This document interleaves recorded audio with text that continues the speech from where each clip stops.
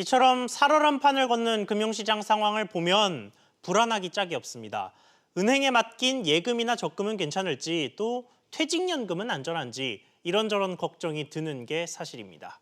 관련해서 취재기자와 이야기 좀 나눠보겠습니다. 손석우 기자 나와 있습니다. 자, 송 기자. 네.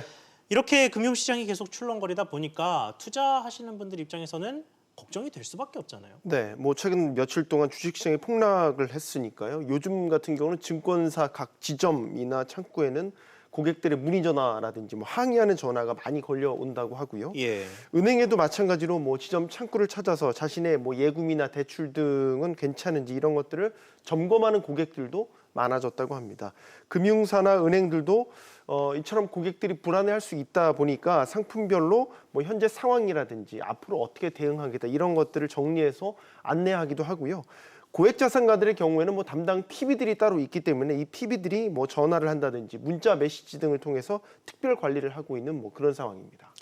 그렇군요. 자, 그러면 이런 상황에서는 전반적으로 봤을 때 금융자산을 어떻게 좀 관리를 해야 될까요? 전반적으로 총체적인 점검을 해야 되는 거는 분명히 맞는 시기입니다. 예. 금융시장이 대내의 악재들로 큰 폭의 조정을 겪는 시기이기 때문에 주식 같은 위험 자산에 내 투자금이 지나치게 쏠려 있지 않는지 일단은 기본적으로 이런 부분을 점검을 해야 될 필요가 있고요.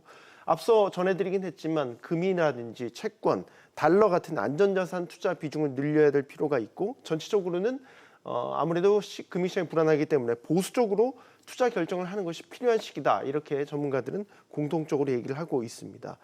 더 나아가서 은행 자산은 또 괜찮은지 안전한지 걱정하시는 분들도 있는데요. 예.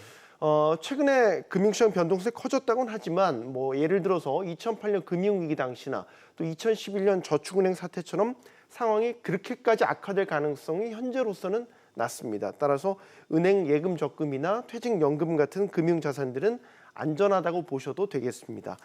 특히 예금 적금은 예금자 보호법에 따라서 5천만 원 미만까지 원금 보호를 받을 수가 있고요. 예. 퇴직연금도 신탁 계약 형태로 운영이 되기 때문에 연금 자산 자체는 별도의 신탁 회사에 분리 보관되고 있다는 얘기입니다. 따라서 설사 운용사가 망한다고 해도 보호받을 수 있는 부분도 확인해 두실 필요가 있겠습니다. 자, 그러면 마지막으로 대출은 어떻습니까?